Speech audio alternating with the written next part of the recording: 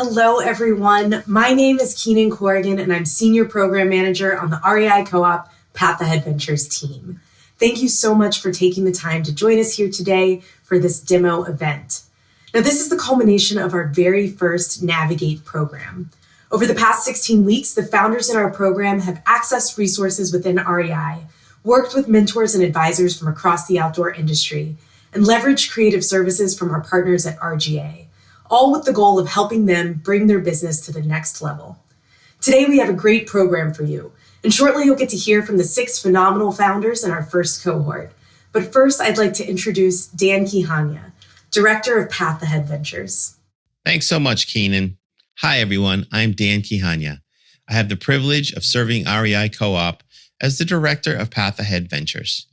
I use he, him pronouns, and I'm coming to you from the Seattle area, which encompasses the traditional territories and ancestral homelands of the Duwamish and coastal Salish peoples. We recognize and honor those who have stewarded this land for generations. For those who don't know about Path Ahead Ventures, we are an organization and an investment fund established by REI with the express purpose of supporting founders of color in the outdoor industry as they cultivate, grow, and scale their businesses. Just over a year old, we support founders at different stages through resources, capital, and programming. Designed specifically for emerging brands, the Navigate program takes a founder's first approach, striving to provide the individualized support and guidance participants need. Founders enter the program with product, customers, and revenue, seeking a path to growth and to build a strong foundation in branding, finance, and scalability. This day represents the culmination of 16 weeks of hard work and progress by our inspirational entrepreneurs. Each one has an incredible story and amazing products. Coming up, you will get to hear from each one. But before that, I want to take an opportunity to give some folks some thanks. I want to recognize REI Co-op senior leadership, board of directors, and our membership, our partner for Navigate, RGA Ventures, our amazing Path Ahead Ventures staff, and all the wonderful speakers and mentors who made Navigate the great program that it has been. And of course, I want to thank our founders for their resilience and courage to keep showing up. Now, I'd like to introduce Susan Viscon, the Executive Director, VP, and Founding Executive of Path Ahead Ventures. Susan is an industry veteran, a 25-year leader at REI, and a champion for equity in the outdoor industry. Ahead of our founder presentations, Susan will now host a brief conversation around the challenges and opportunities founders see every day. Thanks, Dan. Well, ahead of our founders presentation, we wanted to have a brief conversation about why a program like Navigate exists. Founders of color are underrepresented in the outdoor industry. Matter of fact, we estimate just 1% of founders compared to more than 30% of people who recreate in the outdoors. And we know that they face unique challenges and opportunities. To gain a greater understanding of this, we went on a tour and had 150 interviews of founders, investors, industry, and community leaders.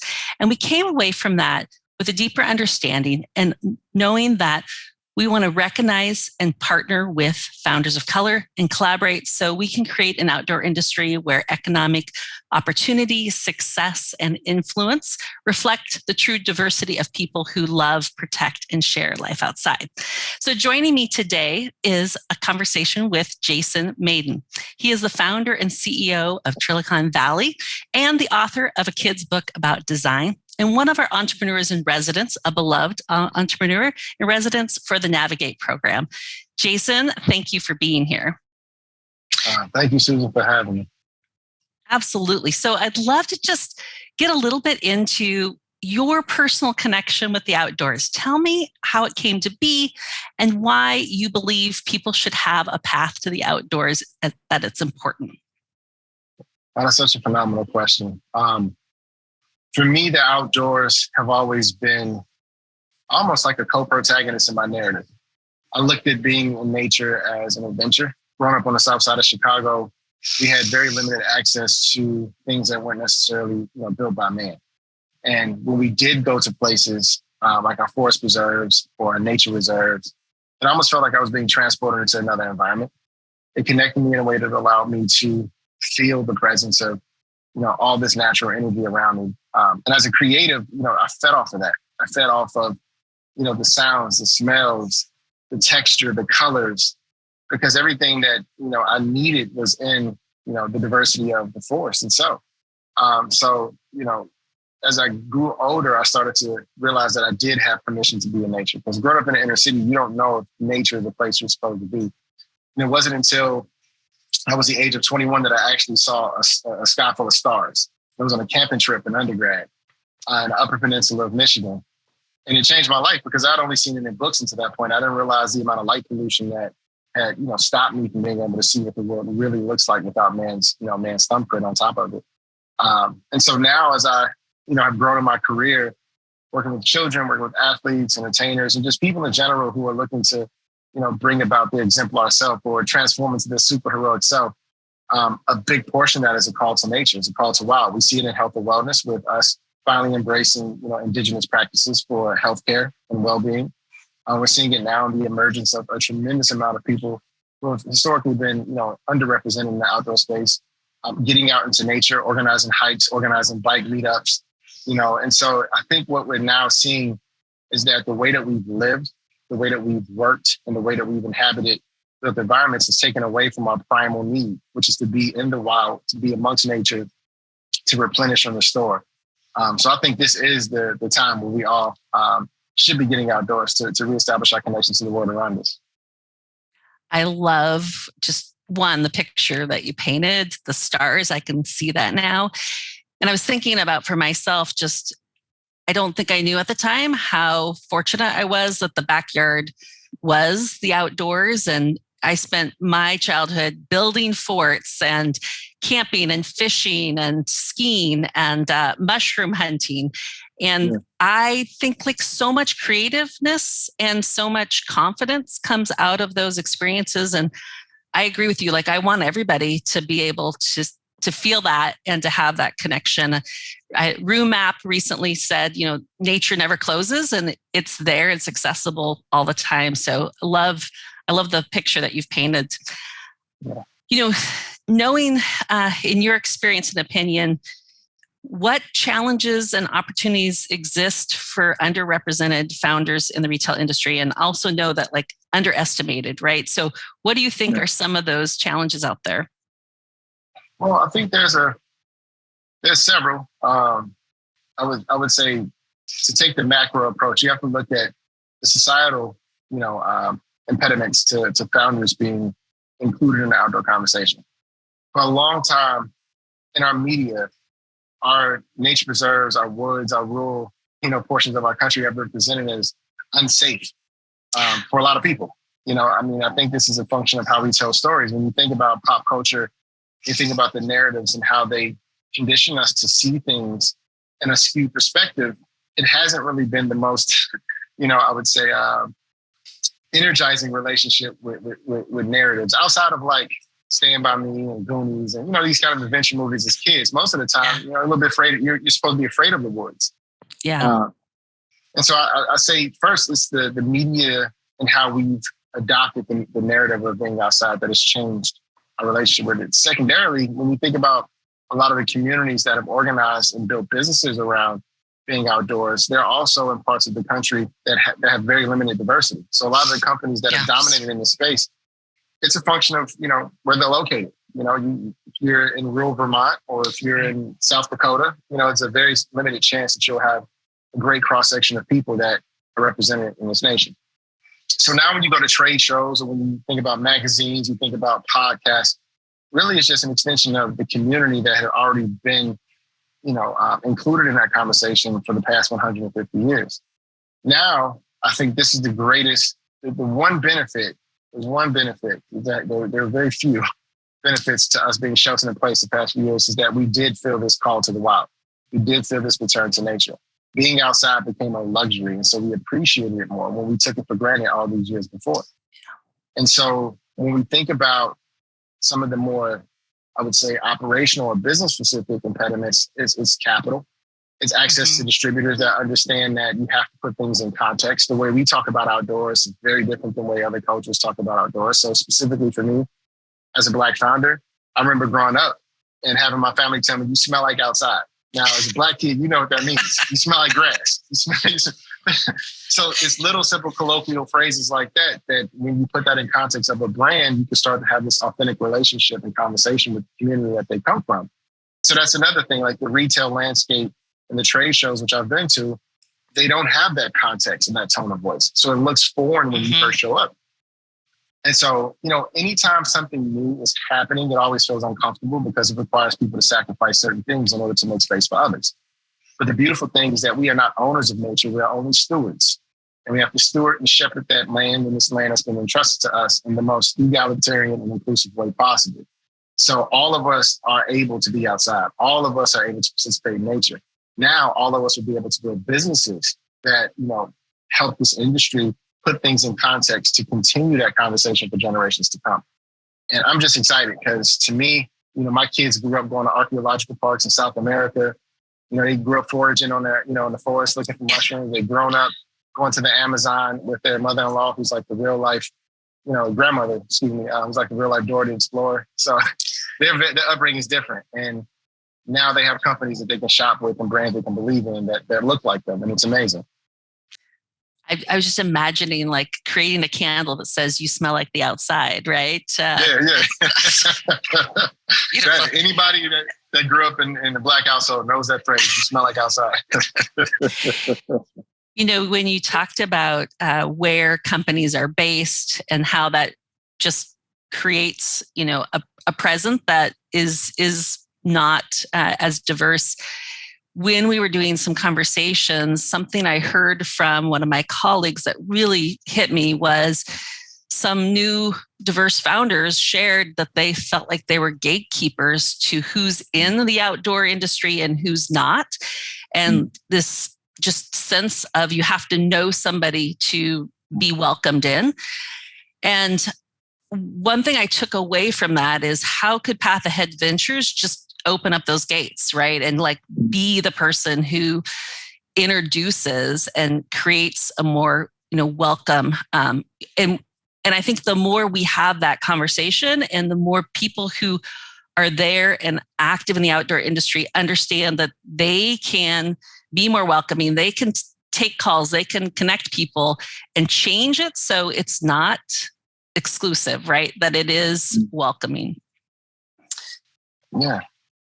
On that note, what can industry leaders do to help enable more success for these companies? Oh, wow.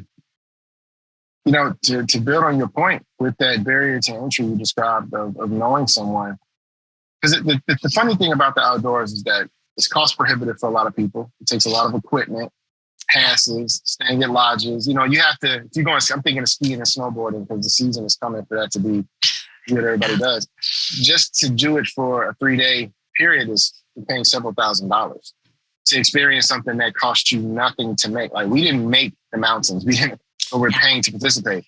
So I do think this is what organizations and leaders to subsidize the cost. Growing up for me, I was exposed to nature through the church and Boy Scouts. And right now, I've always dreamed of being a creative director for the Boy Scouts, reimagining it because it has a very antiquated perspective on what it looks like to be in nature and what it means to survive. Like I believe children need to learn how to advocate and build a voice when they learn how to build a fort now, because it's very different, the challenges they're navigating. Right. And so there are, disparate organizations that are tackling the same problem. And this is where we need to aggregate the efforts between private companies, NGOs, entrepreneurs, influencers, and really say, what is the ecosystem of content, services, and experiences that have the broadest reach to put this in context for the most amount of people? This has happened in other industries. It's happened in BMX. It's happened in skateboarding. It's happened in snowboarding. Now, if we're saying mountaineering and trekking and mountain biking and camping, there are a few organizations that have tried to aggregate this into a cultural zeitgeist. We're seeing it. The most recent one was with golf. If you look at where golf is now at, golf was a dying sport in the US.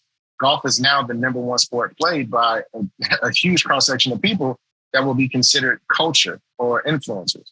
Similarly, now we're seeing this response to what's happening with baseball. Baseball has lost a lot of participation of diverse North Americans. And they're like, what's happening? So the outdoors is similar to where golf is at right now. It's becoming a conversation where now people are searching for programs to start younger. And I think companies do have an explicit responsibility to start to catch these young people when they're in middle school, high school, so then they become the founders who want to build businesses in that space while still servicing the founders that are there today. Because you won't solve the problem by just saying, let's just reach the people who have already founded the company. We need those people to also reach back and inspire the child who's looking up to them, because founders are now influencers. And so children will see that person and say, I can become that person. So you have to look at it from both ends of the spectrum. And I think large organizations have the budget and the bandwidth to do that. When startups simply they're bootstrapping and they're scrappy and they may not have the time to be, evangelizing a message with children as much as a large corporation will. I love that. You can be what you can see, right? Thank you. I want to also just do a shout out. I know we have lots of people joining us today and want to thank them for those that have leaned in, and that really their expertise and their network can be a game changer for founders to take a call to a point to pay it forward. And I know that all of these founders that we've worked with will be an inspiration and be advocates of the founders to come behind them too. So thank you, Jason. It was so great connecting with you. I love your perspectives and I look forward to seeing what you do next. I want to share it back to Keenan now. Thank you, Susan and Jason. I love any opportunity I get to hear you share your perspectives on the work that we're doing. Now, before we get started with the presentations, I have something fun to share. Last month, we brought our cohort together in Seattle for our first Founders Market, a pop-up event at the REI flagship store where we celebrated our founders and they were able to connect with customers. It was a joyful day and an overall success. Here's a quick recap. Welcome to REI Co-op and the first official Founders Market. The founders that are here today through the Path Ahead program are delivering on that promise of not only solving problems that communities have faced that no one has resourced or even thought about to solve. They're here to solve those problems. I want to thank you all for your belief, your investment, your cheerleading, and not only the work that I do, but the bigger door that gets to open for these founders as a result, not only for them, but for the world. And importantly, the world we all want to live in, where everyone feels welcome to be outside. We cannot move far by ourselves, but with one another, we can make anything happen.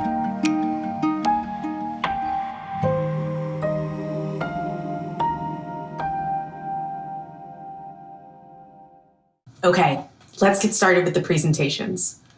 From our in-person kickoff at REI HQ in August to last month's Founders Market, these companies have made great strides and supported each other along the way. We are so excited to give them the opportunity to share what they're building with all of you today. A few reminders before we get started.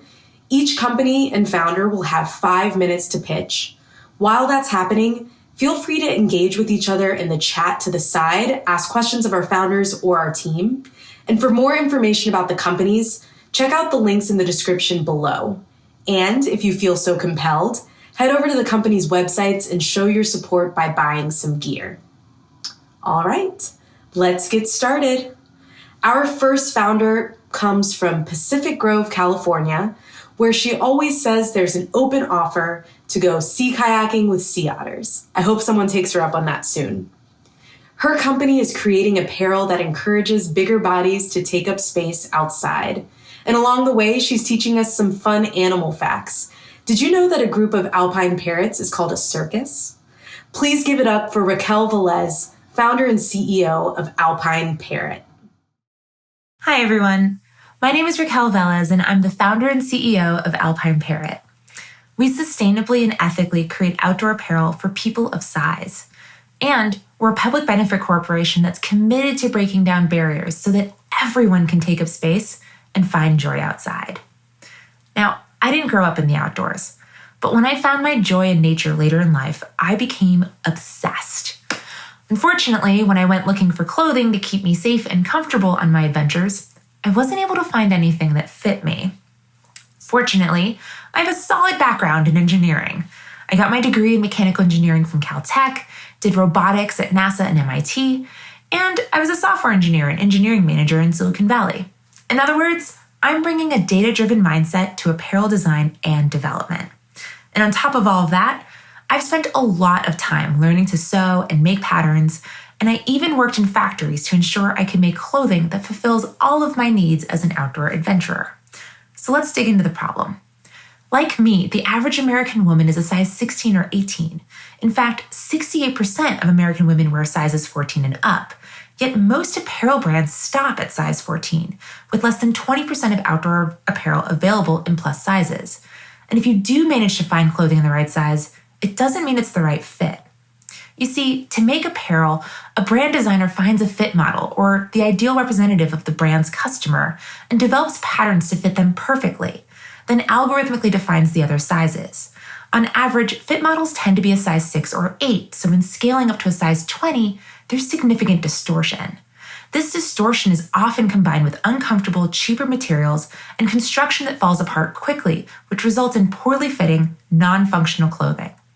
We deserve better. Here at Alpine Parrot, we make high-quality, technical, feature-rich products made specifically for bigger bodies. We never compromise on materials or construction, and we don't make clothes simpler because of assumptions about our customers. Instead, we talk with them directly to know exactly what they need and then build that for them.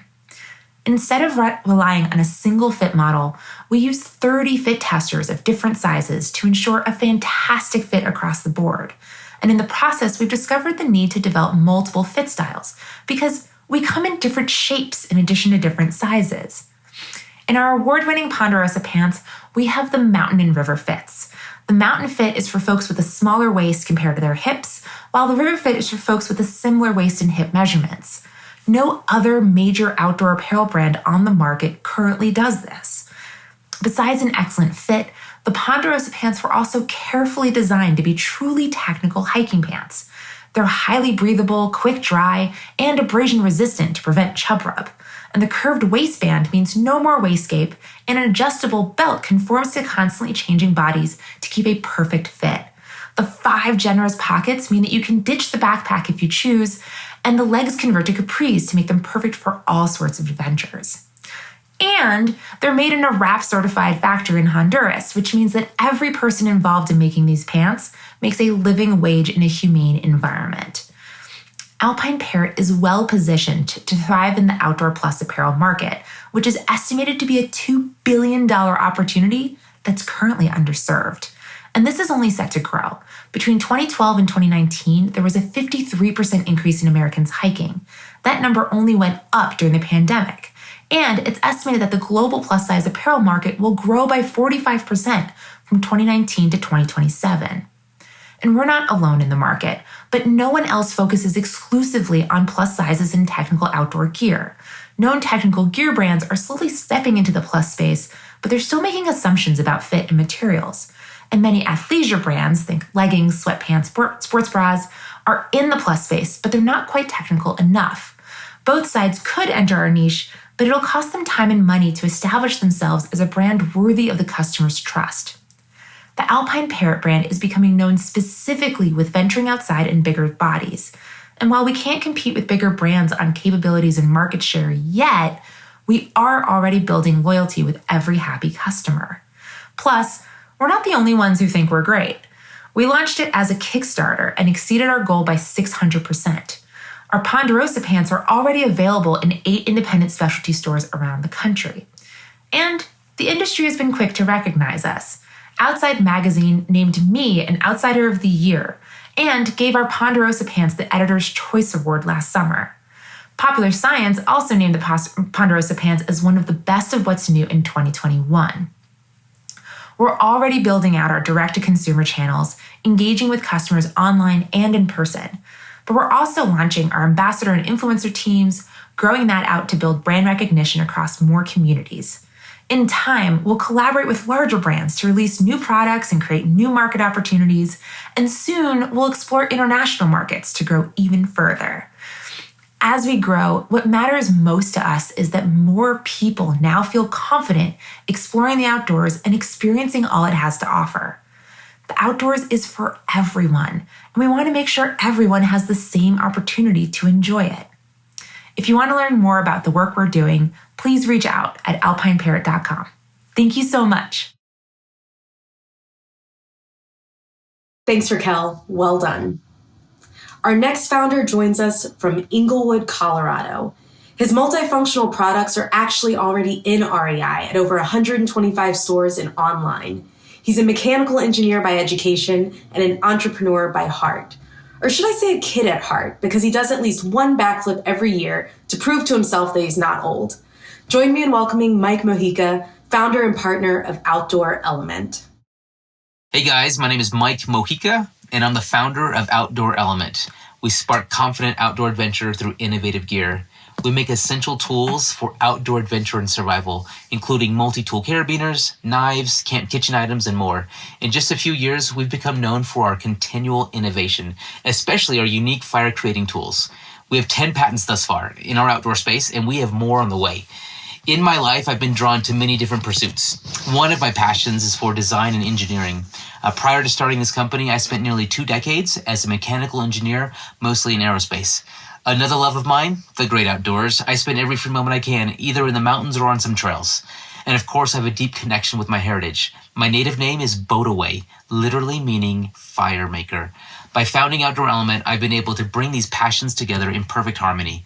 Let me show you what I mean.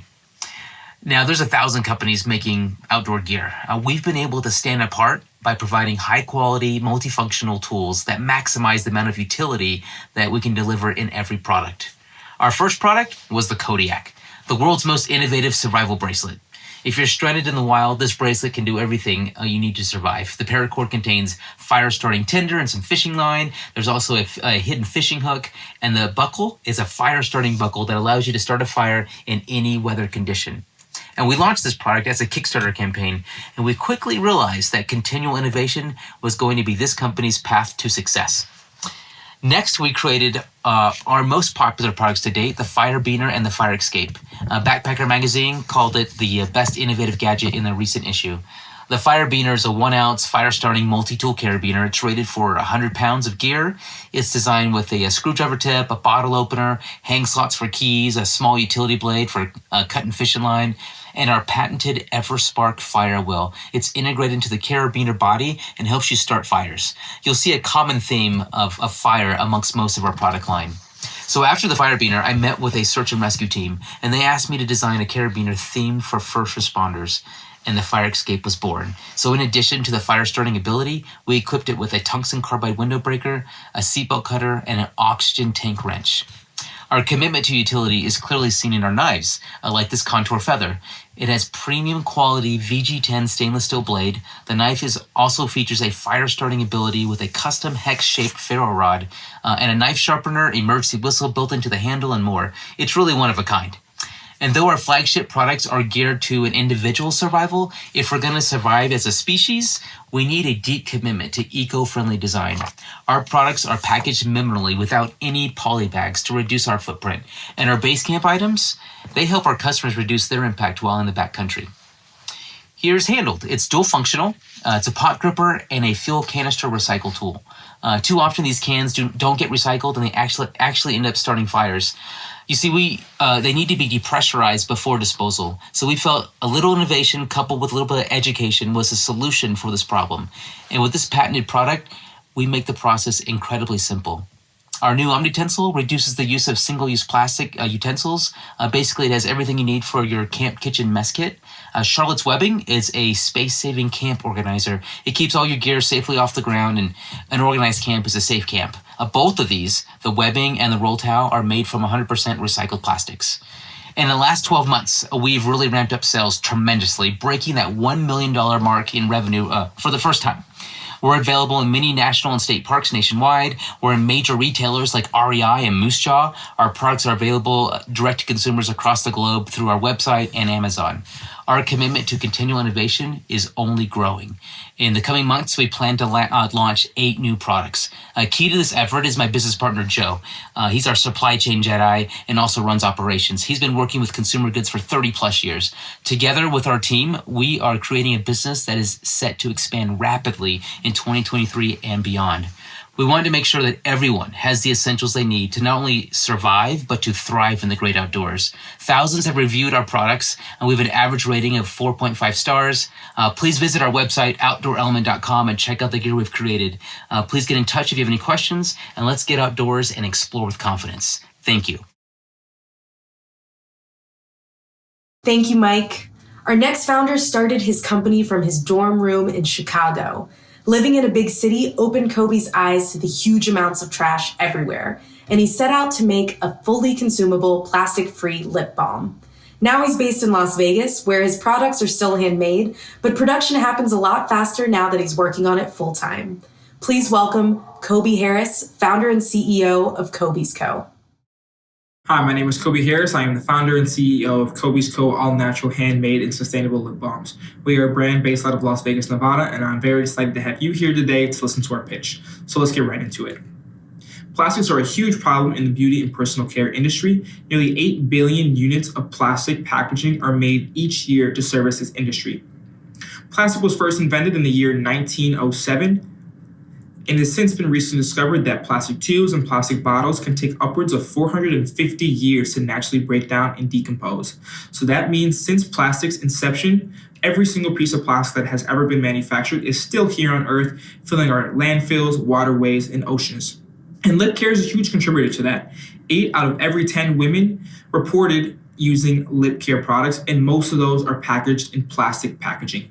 Kobe's looks to change all of that. Kobe's is packaged in 100% compostable packaging. We use no plastic in our packaging, our manufacturing process, or our shipping process, and we use all natural ingredients.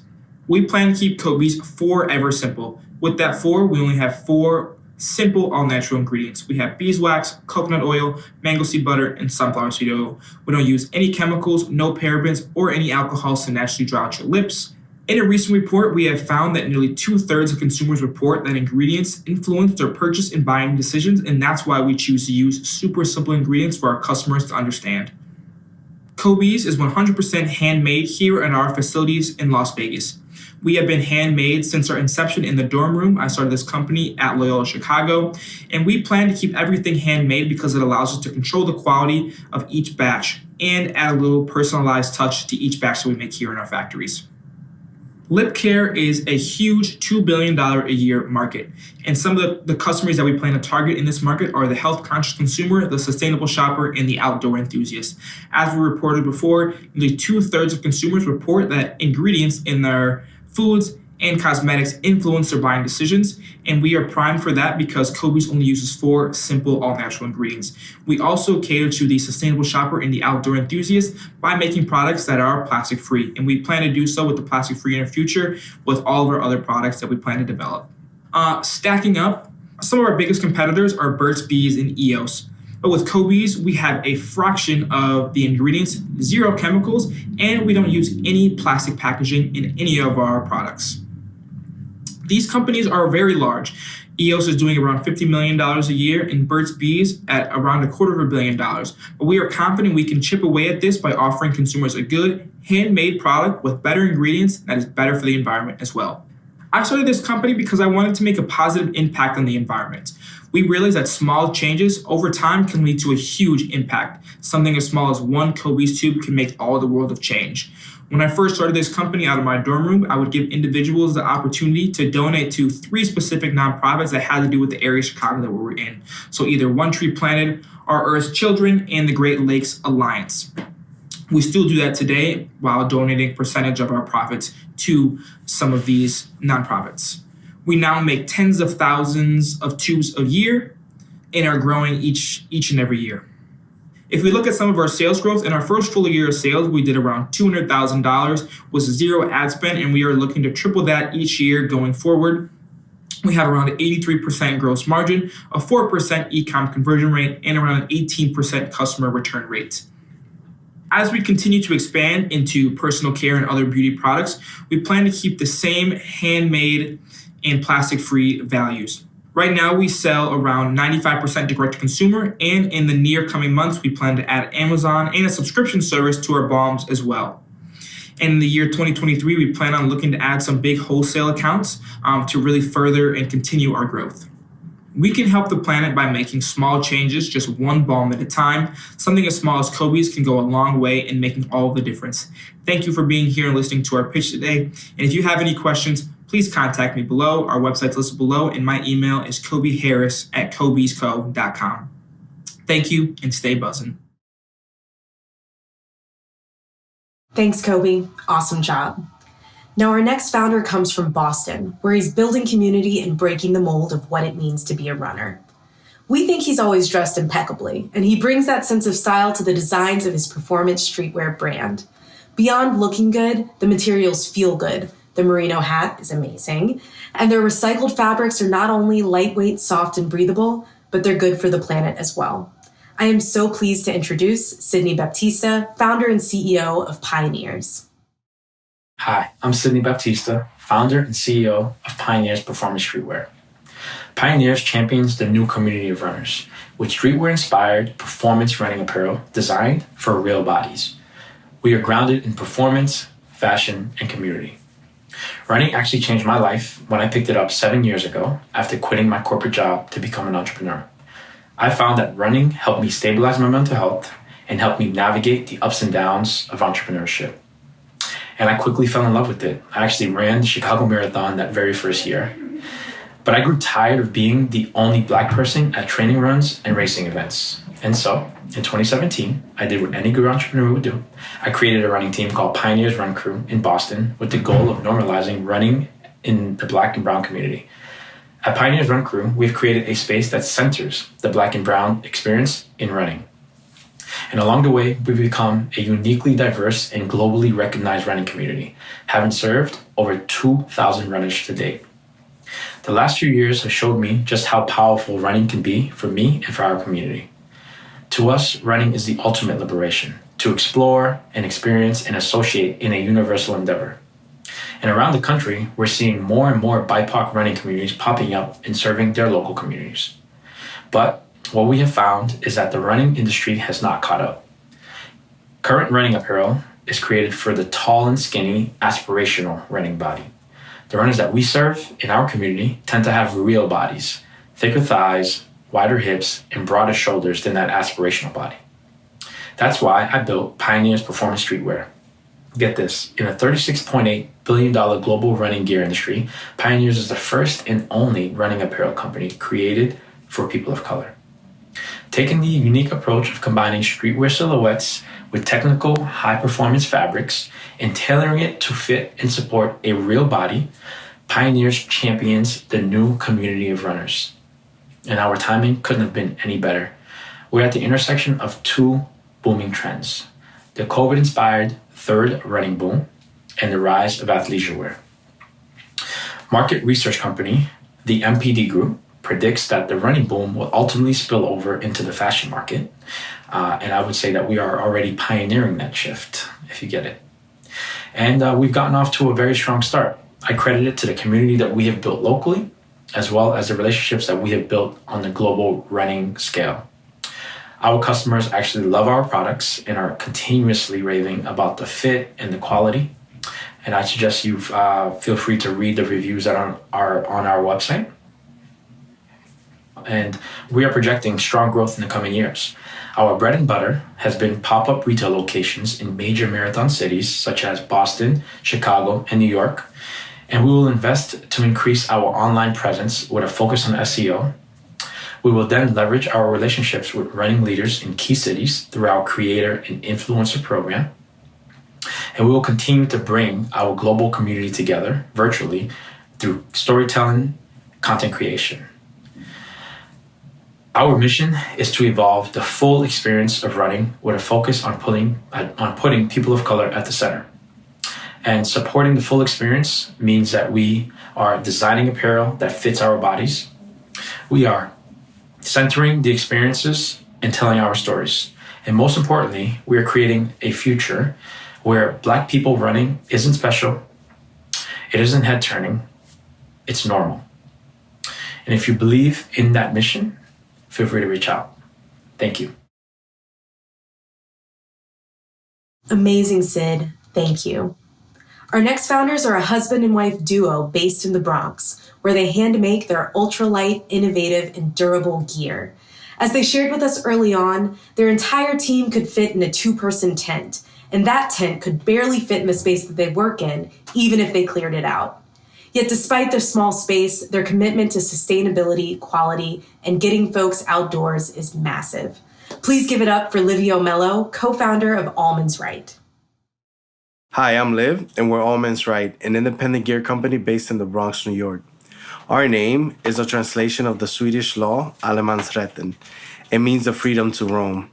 It keeps private land open for the public so everyone could enjoy the outdoors. We feel it perfectly captured our passion and our vision.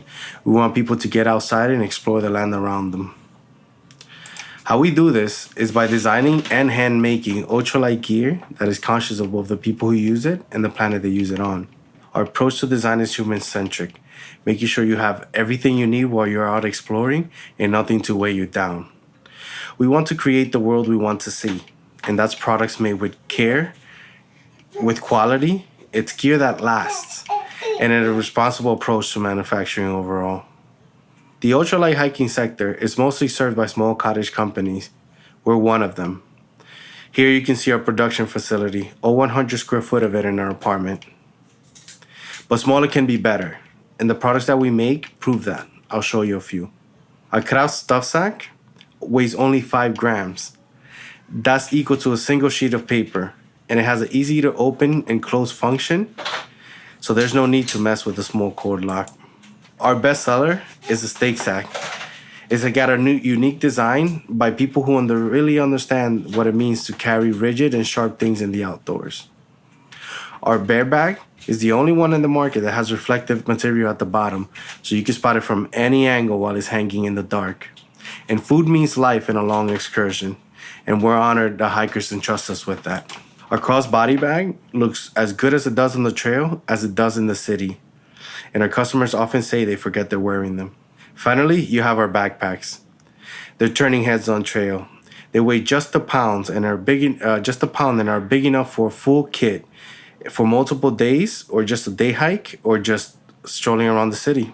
My wife Jen and I take great delight in serving others. She brings her merchandising and marketing background to Allmansright, while I focus on design and production.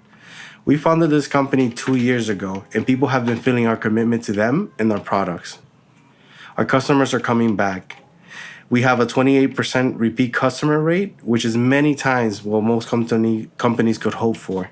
And the reviews are great, as you can see. And the media has caught on as well. We've had full spreads on Gear Patrol. We've had articles on Field Magazine, and Insider Magazine called us Gear Worth a Damn. We've also been included in many publications as gift guides. On our site, you can purchase everything you need for ultralight essentials and extended hiking. We plan on building the marketplace and opening up opportunities for partnerships. We've collaborated with more established brands to not only improve their products, but introduce new ones. We've made a bottle bag with Hiker Kind, a weird wallet with Dangle Supply, and a backpack with our partners at Nunatag, and there are many more to come. But our most important partner is the planet. And we understand the true price of creating a product. So we want to do it as responsibly as possible. With the few scraps we generate, we create wallets that we then sell and donate to organizations working to bring folks outside and improving the planet. We're still small, but are growing rapidly, and our top accounts keep asking if they could order higher quantities. And our popularity worldwide keeps growing as well. We've just been placed in over a dozen stores in Japan and are making inroads across the US, Europe, and Asia. As I said before, Allmansright isn't just a company, it's a right, and we hope it's an inspiration. The land is meant for everyone, and we encourage you to go out and explore it. And if we could help equip you for that, then that would make us very happy. Thank you. Thanks, Liv. Our final founder hails from Los Angeles and proudly acknowledges that they're designing activewear for women who sweat. Their product can be used by the elite hardcore athlete, like Mitch was in college, or the casual spin class attendee, or even a woman who thinks that leggings are just comfortable for lounging. They're fighting gross bacteria, one pair of leggings at a time. Please give it up for Mitch Gilbert, founder and CEO of Oya Femtech Apparel. Hi, my name is Mitch and I'm the CEO of Oya Femtech Apparel. Oya is a Nigerian warrior goddess who represents fertility, rebirth, and storms, and we thought that that was a great name for a performance wear company fighting feminine health issues. To begin, I know women's performance wear because I've been training since I was 14. I'm a previous employee at both Nike and Lululemon. I'm a UCLA John Wooden Fellow, and like a true warrior, I'm one of the top 200 Black women to ever raise over $1 million in venture capital. But let's take it back to when I was a collegiate athlete. I played rugby at the state level with Olympians, and because I lived in leggings, I had a problem with recurring yeast infections. It made me feel embarrassed and gross, so it took me years to work up the courage to talk to my friends who were training for the top events in their lives, just to learn that they were suffering from the same issues. It turns out that women's sportswear is making us sick because it's typically made with spandex blends. And spandex is notorious for being non-breathable and non-leak absorbent, so it's kind of like a garbage bag. And what happens when you leave a garbage bag in your kitchen during the summer when it's hot? All sorts of bad things. But for women athletes, it's even worse because not only do we get hot when we train, but our bodies also leak menstrual fluids, urinary fluids, and or sweat, depending upon the phase of our bodies. Current solutions that women athletes are using to fight these problems include diapers, antibiotics, probiotics, douches, suppositories, etc. But these solutions are inconvenient and they're not working, as evidenced by Olympic-level powerlifter Hunter Henderson here on the right. She is forced to wear diapers at the gym because she struggles with urinary incontinence because of the Olympic deadlifts that she's doing. And if you take nothing else from this presentation, it really is that women athletes do not want to wear diapers at the gym.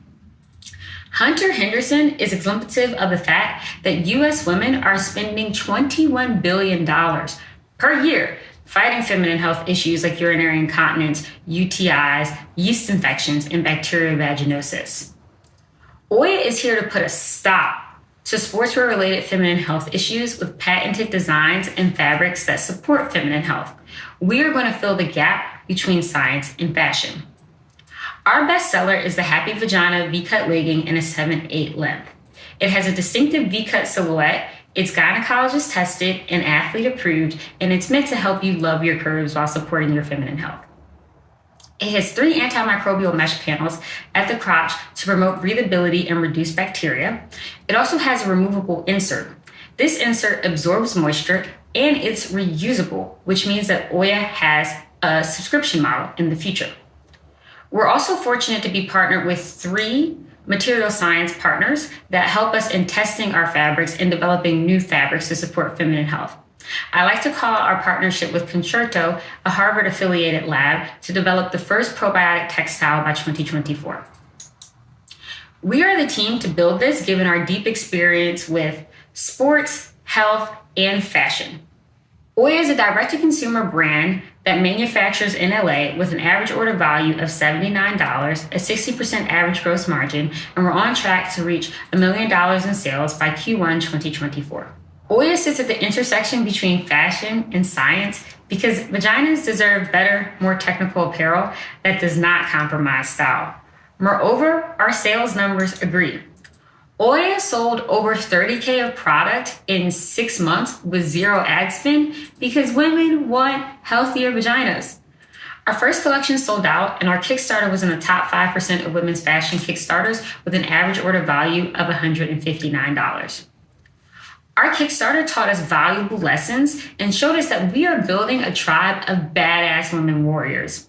We designed for one body and one use case, but all of these women became our customers, from the preteen who's just learning about sports to NCAA athletes, casual athletes, moms, mature women, and beyond. This is our growing tribe of goddesses, and we're so honored to support them. We are Oya, and the future is fintech, because women athletes deserve better sportswear. And we're already paving the way to support happy, healthy vaginas and create this new billion-dollar category. Thank you for your time. Thanks, Mitch. Way to bring us home. And congratulations to all of our founders. While this might be the culmination of our Navigate program, it is certainly not the end of our work together, and I can't wait to see what each of you does next. To our attendees, thank you so much for joining us here today. Just as a reminder, if you'd like to follow our founders as they continue on their work, use the links below. You can also use those to buy their products. I repeat, buy their products. Or if you're an investor, advisor, or retailer, you can use them to schedule one-on-one meetings with the founders directly. If you're in New York City, join us tonight at the Native Urban Era pop-up in Soho. You can find more info at rei.com/events. And I just want to say that none of this would have been possible without the Path Ahead Ventures team and our partners at RGA, so thank you again. Look forward to more from Path Ahead Ventures. Thank you again for coming. Goodbye.